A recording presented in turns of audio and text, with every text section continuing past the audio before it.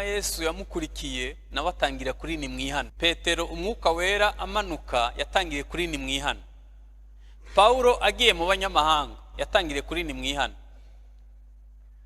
Ndabizi ko ibyo ngiye kuvuga mubizi, ubutumwa bwinshi buhari buri gutangirira ahandi hatara.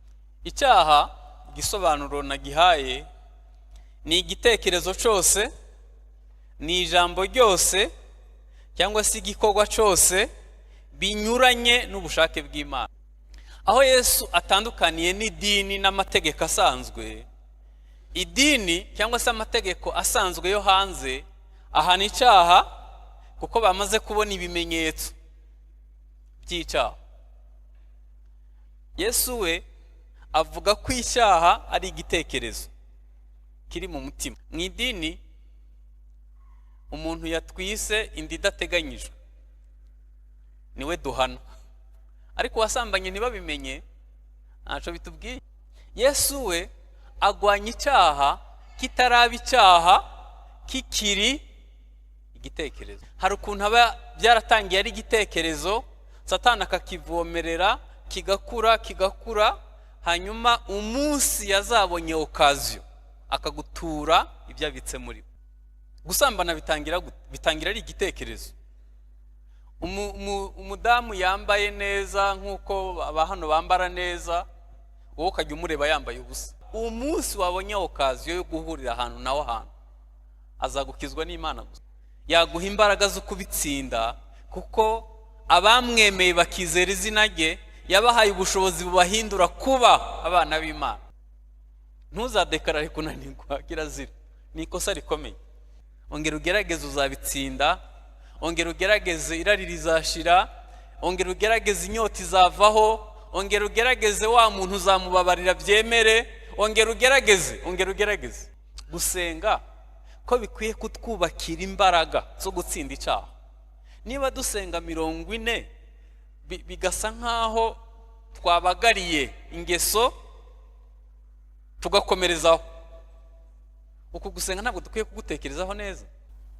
Ibindi bintu byiza byose tuzabigeraho muri Kristo Yesu, harimo nibirenze ibyo twagezeho, kandi kubiduha n'ubuntu turabana b'Imana. Ikintu isi takwigana gitangwa n'Imana gusa n'umutima wihana. Yesu ashimwe cyane. Kaze mu minsi 40 yo gusenga no kwiriza ubusa. Mpawe ubuntu bukomeye kuba tugiye gutangirana. Umunsi ni wo munsi wa mbere. Wow. Ndashimira abashumba, umushumba mukuru n'abafatanyije gutegura, bahisemwo ko naza gusangira namwe ijambo ry'Imana kuri uyu munsi mu ntiza amashitu yabaye.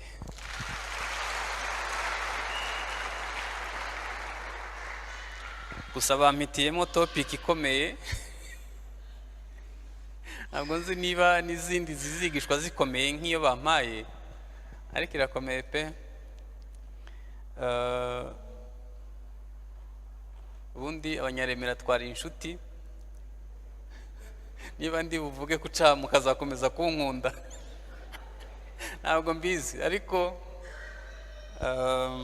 ubwo ariyo bampaye nifuza kuyivugaho.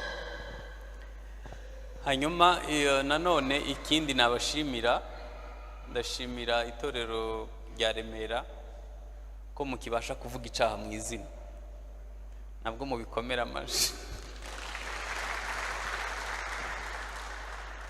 Ntabwo mwakumva icyo mvuze, ariko ubwo butwari bwo kuvuga icyaha mu izina busigaye ahantu hake cyane. Kuba muri urusengero rero icyaha kivugwa mu izina,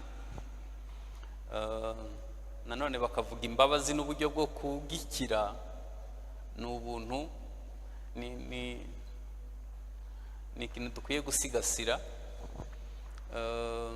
kubera ko ni icy'ingenzi mu bwami bw'Imana. Iyo ufashe ubutumwa ukabukuramo kwihana, hasigara ikindi kintu ntazi cyo. Hano hari abahanga cyane muri teoloji bazatubwire, iyo ufashe ubutumwa bwiza ukabukuramo kwihana, hasigara iki? Hasigara ibindi bijya nko gusa. ariko bitari ubutumwa bwiza. Ndaza kuhasoreza.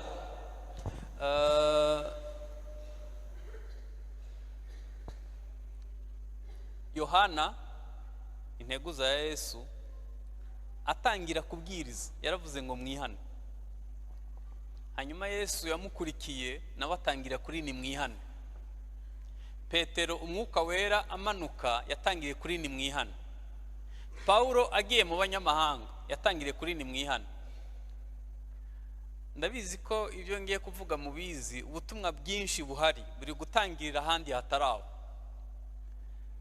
Sinzi niba wakubaka etage ndende utaratunganyije neza fondation ngo uzizere ko iyo nzu izarama cyangwa izamara igihe kirekire cyangwa se itazateza ibyago abazayikoreramo.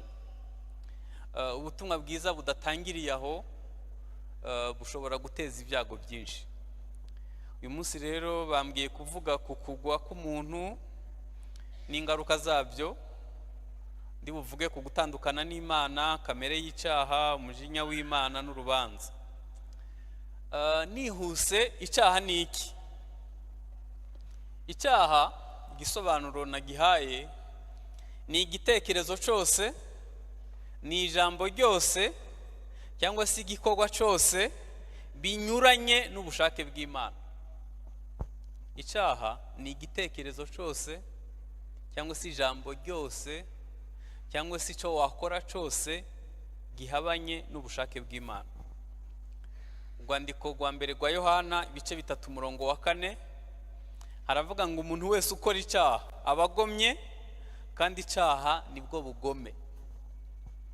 Hanyuma Matayo ibice 5:21 na 22 haravuga ngo mwumvishe ko abakera bababwiye ngo ntukice, uwica abakwiriye guhanwa n'abacamanza.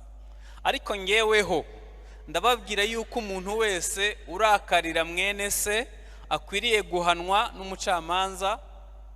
Uzatuka mwene se ati wamupfuwe akwiriye guhanirwa mu rukiko. Uzabwira mwene se ati wagicucu akwiriye gushigwa mu muriro wa Gehinomu. Ndebe ukuntu abashoferi batukana bazamuye n'ibirahuri ntawe urimo kubumva. Mu muhanda habera ibintu byinshi.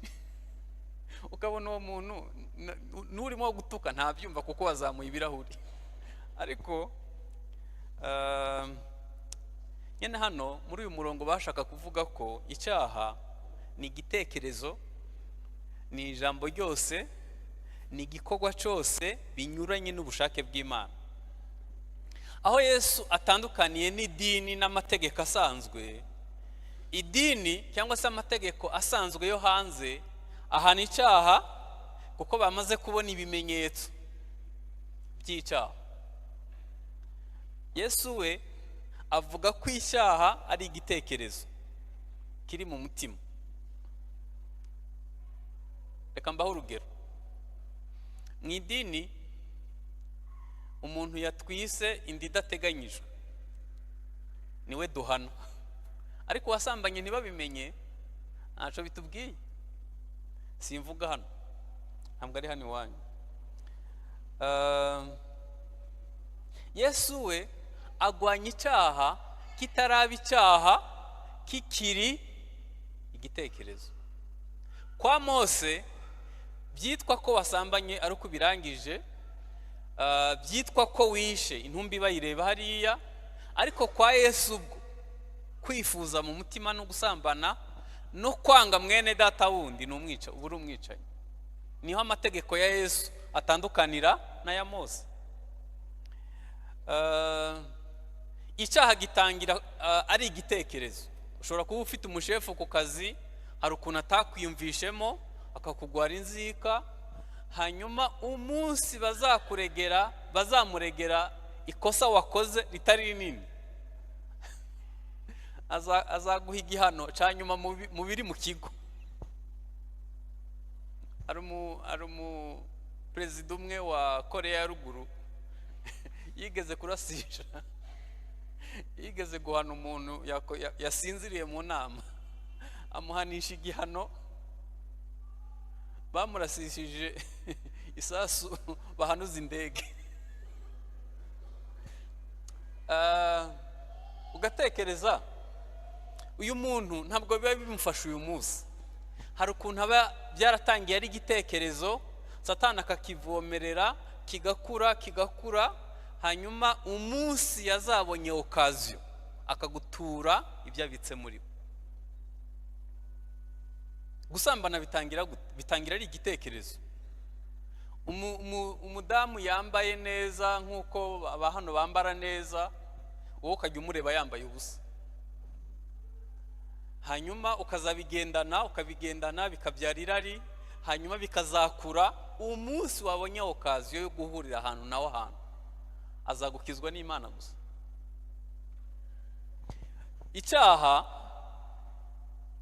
ni igitekerezo cyose, cyangwa se ijambo ryose, cyangwa se icyo wakora cyose binyuranye n'ubushake bw'Imana.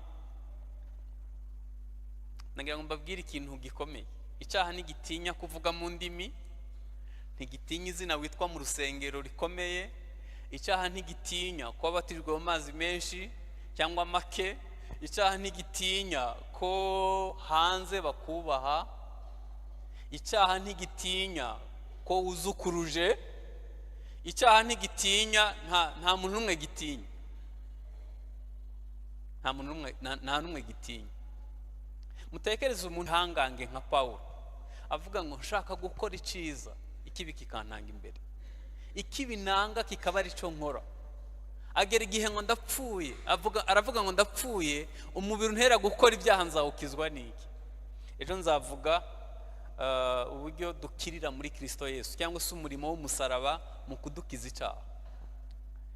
Maze igihe numva abantu bamwe, urubyiruko n'abandi, avuga ati pastor byarananiye, byageze igihe ndiyakira kubera ko iki cyaha cyarananiye. Kuri njye rizashira, ongera ugerageze inyota izavaho, ongera ugerageze wa muntu uzamubabarira byemere, ongera ugerageze. Ariko ubundi gusenga ko bikwiye kutwubakira imbaraga zo gutsinda icyaha. Niba dusenga 40 bigasa nkaho twabagariye ingeso tugakomerezaho, uku gusenga ntabwo dukwiye kugutekerezaho neza. Niba gusenga kudusigira za ngeso uko zakabaye, ntacyo duhindutseho, dukwiye gusaba umwami ngo adufashe guhinduka ku ngeso. Hanyuma icyaha cyateye umuntu gutandukana n'Imana. Nagira ngo mbabwire ko kugwa k'umuntu bitangirira mu mahitamo cyangwa se ubushake bw'umuntu, kuko ahisemo kugomera Imana akumvira Satani. Aka kantu ko karahenze, abamarayika ntibagafite, n'inyamaswa ntabwo zigafite. Amahitamo afitwe n'umuntu wenyine. Nagira ngo muri amasengesho y'iminsi 40 Imana igushoboze guhitamo neza komatana na Kristo, azaguha imbaraga zo gutsinda icyaha. Gutandukana n'Imana byatangiriye mu mahitamo, aho umuntu yahisemo kugomera Imana akumvira Satani. Mwitangira ibice 3, umurongo wa mbere ukageza ku murongo wa 5. Reka nsomemo umurongo wa mbere n'uwa 5. Haravuga ngo inzoka yarushaga uburiganya inyamaswa zo mu ishyamba zose Uwiteka Imana yaremye. Ibaza uwo mugore iti, ni ukuri koko Imana yaravuze iti ntimuzajye ku giti cyose cyo muri iyi ngobyi. Umurongo wa 5, kuko Imana izi yuko ku munsi mwaziriyeho amaso yanyu azahweza, mugahindurwa nk'Imana, mukamenya icyiza n'ikibi. Ntabwo sinzi niba mwumva ukuntu iyi mirongo iteye ubwoba. Satani ava mu ijuru, muzi ikintu yakoze? Yifuje kungana n'Imana, kuringanira n'Imana, hanyuma imwambura ubutware bwose yari ifite. Irema umuntu, yamuhaye ubutware, imuha n'ubushobozi. Satani yifashishije uburiganya niko Bibiliya yatubwiye ngo Satani yarushaga uburiganya inyamaswa zose zo mu ishyamba. Satani abesha umuntu ko adafite ubutware, ko adasa n'Imana, kugira ngo ubutware afite atazi nawe abutakaze.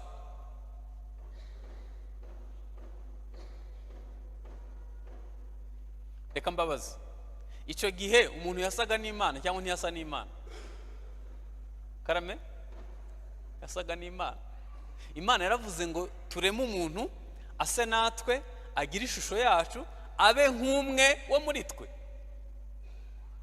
Hanyuma Satani aza kumubwira ko ibyo bintu we ntabyo afite, adasa n'Imana, najya ku mbuto ari buse n'Imana.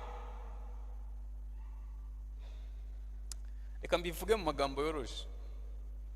Mwari muzi ko muri Kristo Yesu twahawe ubutware, twahawe ubushobozi, twahawe gusa n'Imana muri Kristo, twahawe ubuntu butangaje.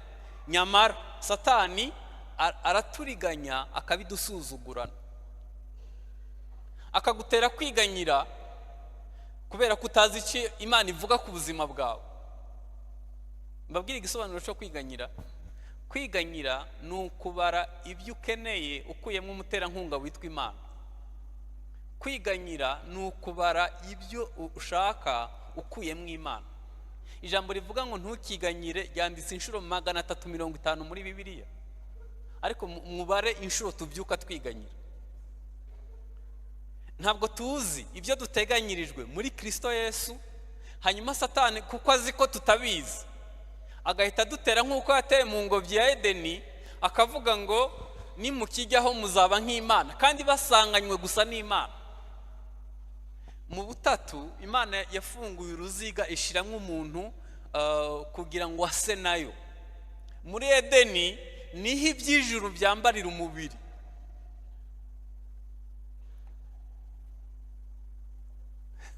Mbabwira ubundi buriganya. Satani nako reka turuge kuvuga Satani tuvuge twebwe, duhora dushaka ko Imana ikora ibyo dushaka, ntitubeho uko ishaka.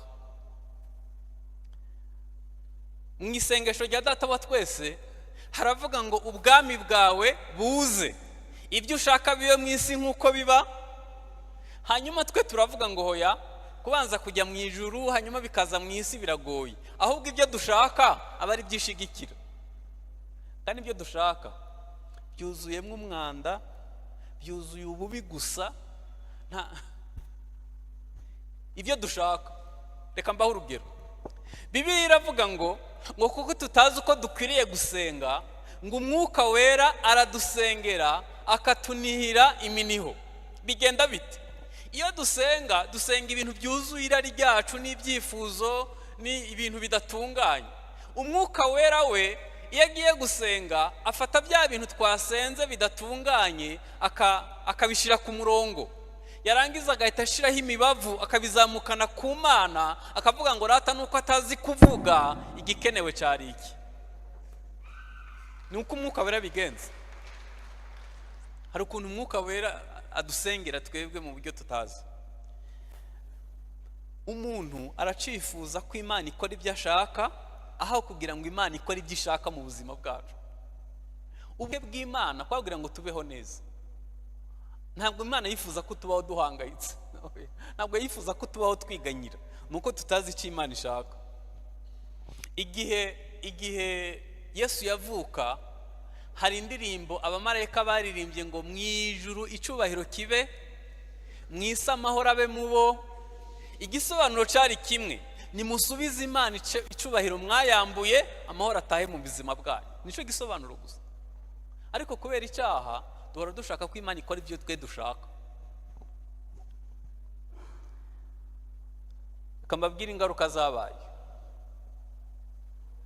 Igihe umuntu yakoze icyaha, icyambere yambuwe kwera. Yambuwe kwera. Icya kabiri Umwuka Wera yahise yigendera. Umuntu yambuwe kwera, Umwuka Wera arigendera. Icya gatatu yatakaje ubutware bwamusumbisha ibindi biremwa byose. Icyaha cyamwambuye kwera, cyamwambuye umwuka wera, cyamwambuye ubutware bwamusumbisha ibiremwa byose. Ikindi, yambuwe ubuturo abinzererezi hirya y'ingobyi.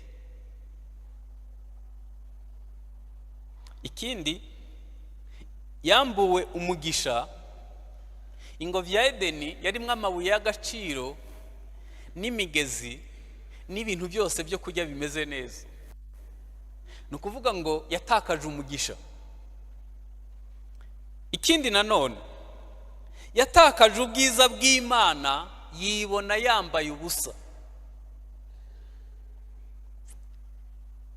Ikindi yatakaje intego y'ubuzima, yabayeho mu muruho kubera ko atarakibasha gukora icyo yaremewe gukora. Icyanyuma, yatakaje ubumwe n'Imana na mugenzi we hamwe n'ibidukikije. Ni nkaho yatandukanye n'Imana, atandukana n'umugore we uko bahise bashwana. Rero ndasoma aya magambo nababaye. Uzi ko Adamu akibona Eva yaravuze ngo nakara ko mu mara yanjye azitwa umugore kuko akuye mu mugabo, avuga umutomo uvugitse neza. Hanyuma umunsi yakoze icyaha yaravuze ngo wa mugore wampaye. Mbega ibintu bibishe. Ntabwo turi mu bubatsi ngo ariko banza n'urugo rwaje mu icyaha, imitomo irahava agahinduka wa mugore, ahita ahinduka.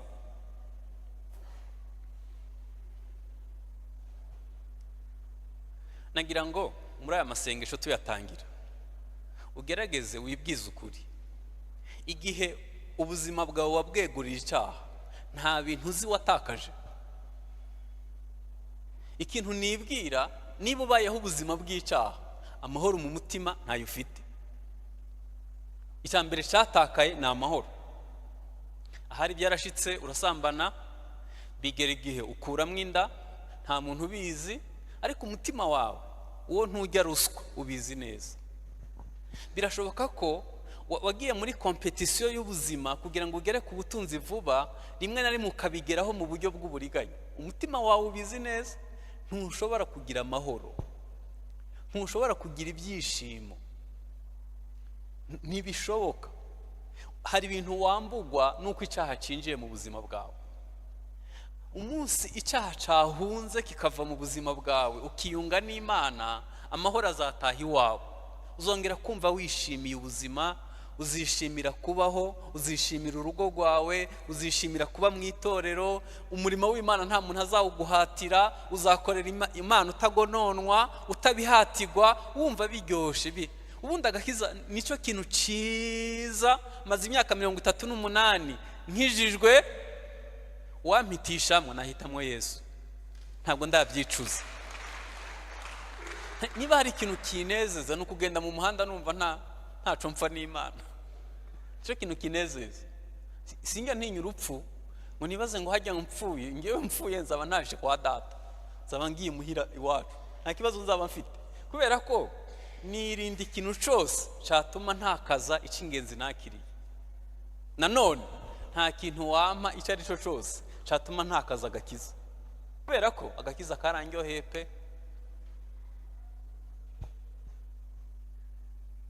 Ndabizi ko mutunze ibintu byiza, ndabizi ko mufungura neza, ariko hano tuhakorera igaburo ryera, tuhasabanira n'Imana ku igaburo ryera. Ninde muntu yicaye aha iwe ajya ku meza akajya igaburo ryera? Ndabizi ko mujye ibiryo bihenze.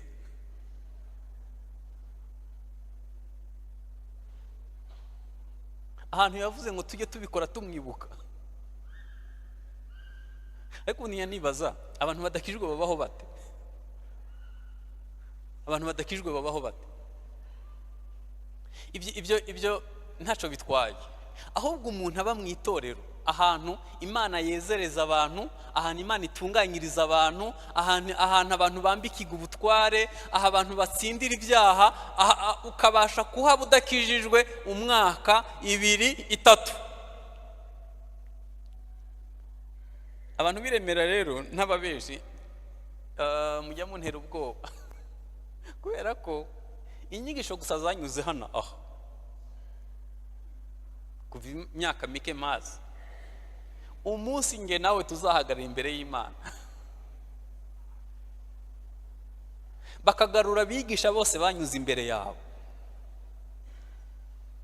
Sinzi niba uzabona igisobanuro k'uyu munsi ucangana,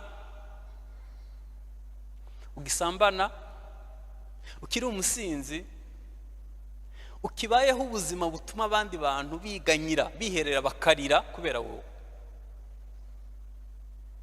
Ibintu Yesu yigeze kuvuga kuri Korazini, aravuga ngo ibintu byavugiwe hano iyo bivugirwa i Sodomu n'i Gomora,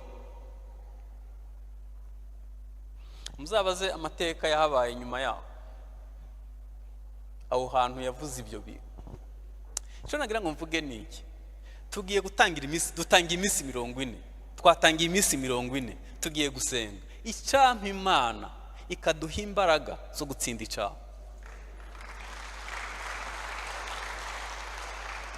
Nubwo twasengera icyo gusa, ntabwo nasomye hariya mu giseke icyo bashizemo, ariko ibyo twashizemo nabyo Imana izabisubiza yego, ariko igihatsi ibindi dukwiye gusengera Imana idukiza icyaha. Ariko ubundi reka mbabaze, habaye iki? Mu myaka mike nkijijwe, byari bigoye ko umuntu yicarana icyaha mu itorero ku mwaka ntabwo byashobokaga.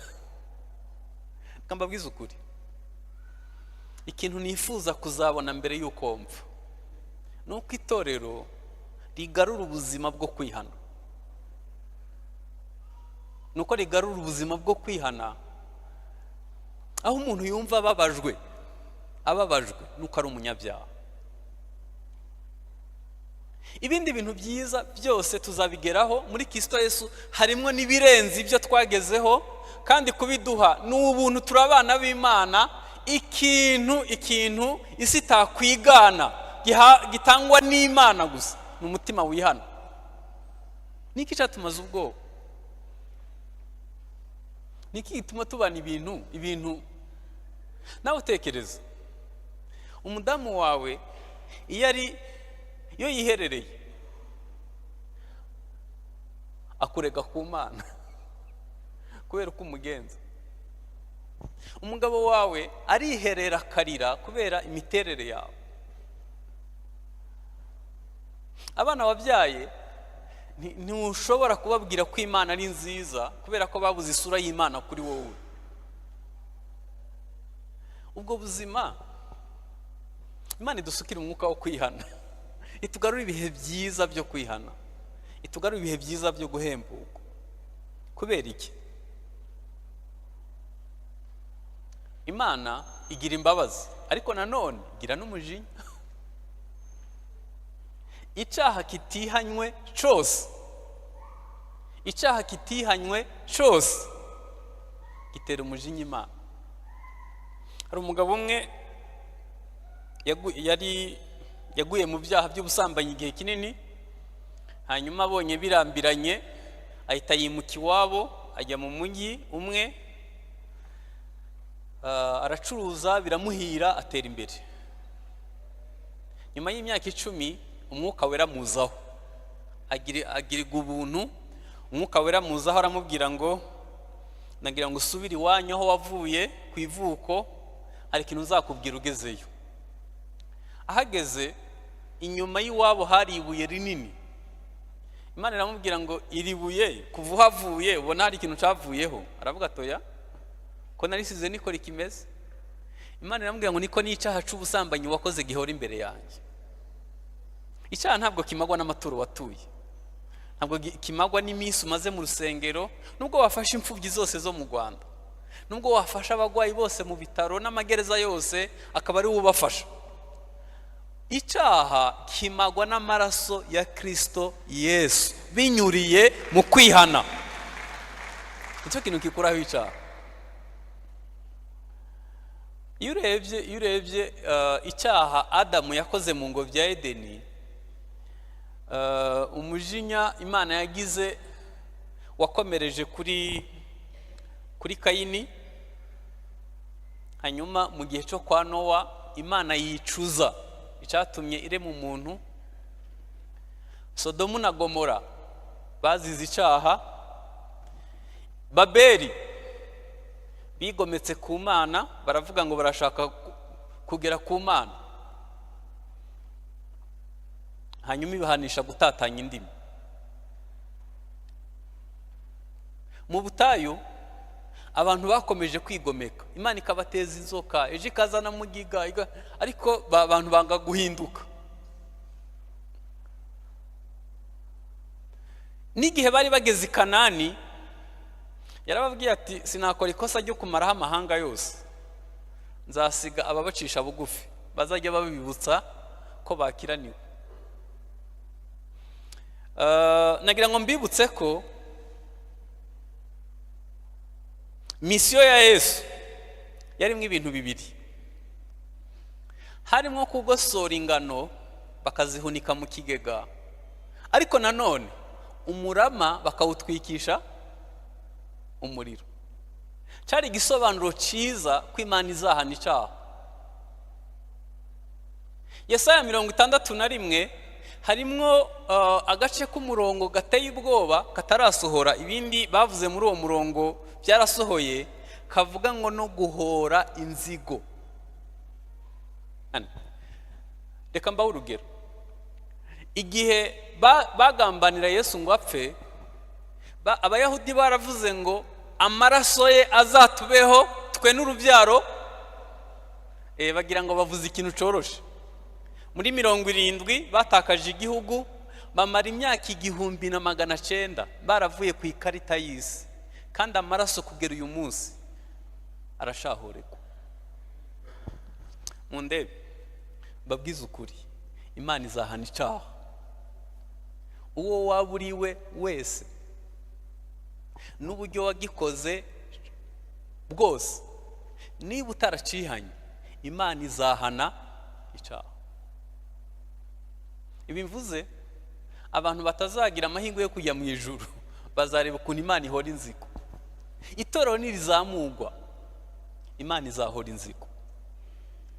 Izabigamije ikintu kimwe gusa, kwereka abantu ko banze umwana w'intama, amaraso abakiza ibyaha, cyangwa se yaje gukuraho icyaha, bayaniniye batayahaye agaciro. Kugira ngo byumve neza, umwuka wera aburizamo ubugome n'ibindi bintu biri mu mitima y'abatizera. Reka mbaho urugero. Murebe ibibombe atomike isi ibitse, barabibitse. Itorero nirigenda rizazamukana n'amahoro n'ibyishimo, biriya bintu byose bizajyana n'itorero. Iyo twasenze, abapagani nabo bagubwa neza, kubera ko ibintu bibi bibitse mu mitima Imana ibifungirayo kuko abera basenze. Itorero nirizamugwa n'umwuka wera akajyana n'ibyishimo n'amahoro, hazaba igihe gikomeye cyo guhora inzigo. Nkwifurije kuzaba mu muzuko wa mbere, nkwifurije kuzumva impanda. Abazasigara bazahura no guhora inzigo. Imana izahana icyaha.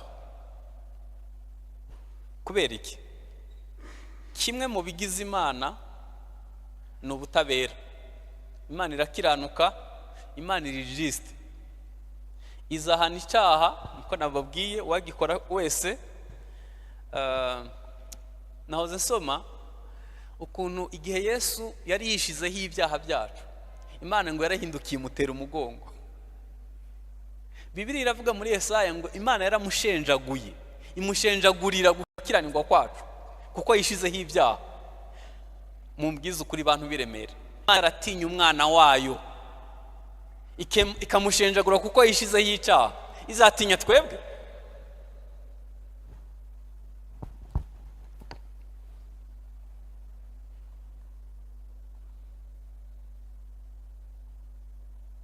buriya mu gihe cyo kwa Nowa Imana irimbuza abantu amazi, nabwo byari ubutabera bwayo.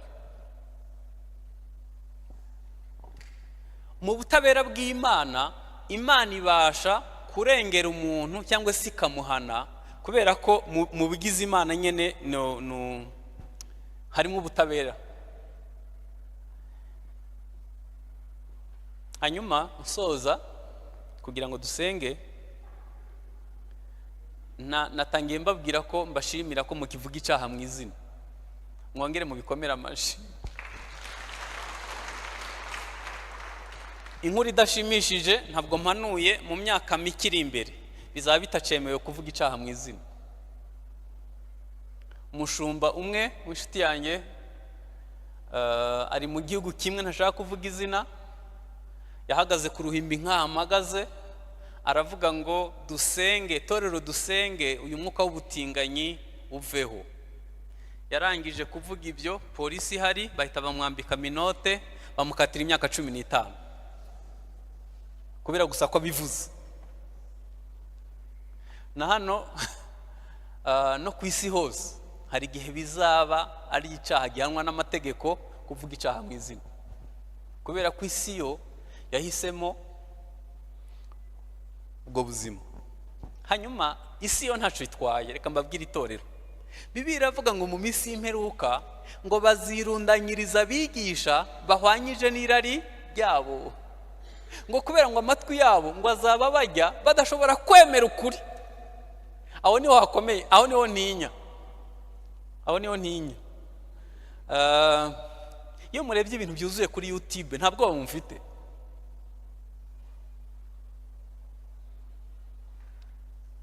Ibintu byuzuye kuri YouTube ntabwo bibateye, ntabwo ari gospel, ntabwo ari gospel.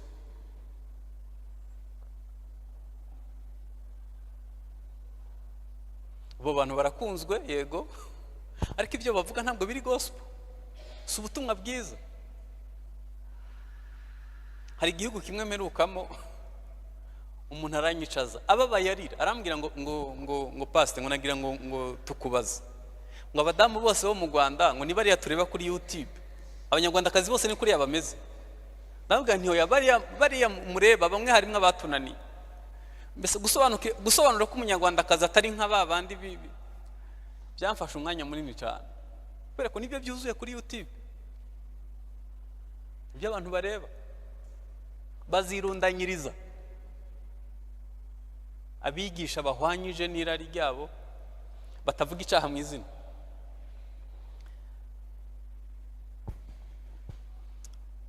Nagira ngo dusenge tubwire Imana ngo ubwami bwawe buze. Hanyuma iyo ubwami bw'Imana buhari icyaha kirimuka, intege nke zirahunga, ubuntu bw'Imana butubaho, hanyuma tugasana Kristo Yesu. Nagira ngo dusenge, sinzi niba aribwo bwa mbere wakiriye Kristo cyangwa se wagize intege nke ukaba ubayeho ubuzima bw'icyaha. Ntabwo ndi bukubwire ngo uze hano imbere, oya, ahubwo nuhaguruka ubwize Imana ukuri ku mutima wawe, bibwire ngo Mwami ndambiwe kubaho ubu buzima, imbaraga zafashije abandi gukira nanjye uzimpe nkire. Ndabizi ko bizakunezeza kubaho ubuzima butari mu ijwi rigucira urubanza, bizakunezeza. Muhaguruke dusenge. Mana ya Aburahamu, Mana ya Isaka, Mana ya Isirayeli kandi Mana yacu, uyu mugoroba tuguciriye bugufi, uyu mugoroba tuguciriye bugufi. Ubwami bwawe nibuze, ubwami bwawe nibuze, ubwami bwawe nibuze. Turambiwe kubaho ubuzima bw'icyaha, aho icyaha gihabwa intebe bikaba bitemerewe no kukivuga. Twifuza kubaho ubuzima bukiranutse nk'uko wabuteganyije. Biracashoboka, biracashoboka, biracashoboka, biracashoboka. Ubwo duhaye iminsi 40 biracashoboka. ubwo kiduhaye umutekano tuvuga ijambo ryawe ku mugaragaro biracashoboka, ubwo umwuka wera kiri mu isi biracashoboka, ubwo imbabazi zawe zikihari biracashoboka. Biracashoboka kwezwa, biracashoboka gusa nawe, biracashoboka guhinduka, biracashoboka kwera imbuto, biracashoboka, biracashoboka, biracashoboka gukiranuka, biracashoboka. Ntabwo ijambo ryawe ryadusaba ibitabaho, ntabwo ijambo ryawe ryadusaba ibidashoboka, ntabwo ijambo ryawe ryadusaba ibyo utashitsa mu mitima yacu. Biracashoboka, biracashoboka waduhindura, biracashoboka. Suka umwuka wo kwihana no kwezwa. Mwuka wera afite imbaraga zo korosha umutima ukomeye nk'ibuye ukoroha nk'inyama. Mwuka wera afite ubushobozi bwo kurimbura amahwa, imbuto zikabona aho zikurira. Mwuka wera afite imbaraga wo gufata inyoni zitoragura ijambo ryawe. Mwuka wera afite ubushobozi bwo kuduhindura ubutaka bwiza bwo kubibamo. Biracashoboka Mana, biracashoboka, biracashoboka, biracashoboka ku bagabo dufite, biracashoboka ku basore bacu, biracashoboka ku bakobwa n'abamama, biracashoboka mu bakozi bawe, biracashoboka mu itorero, biracashoboka, biracashoboka. Cyangwa ugasatura ijuru ukaduha ibihe byiza. Biracashoboka ku munyantege nke nka Petero yihakana umwami avuga ngo ntabwo twasinze, mwe mwishe ni ukoze ibi. Tanze ico yasezeranye kuva kuri Aburahamu, cyangwa tugasohorezwa amasezerano ukaduha ibihe byiza byo guhemburwa. Mwami, ibyo nibiba, ingwara zizakira, abadayimoni bazahunga, ibibazo bizakemuka, ubukene buzavaho. Mwami, ntabwo waduha ico ngo utwime ibindi, dushoboze kubaho ubwo buzima. Uko waje hano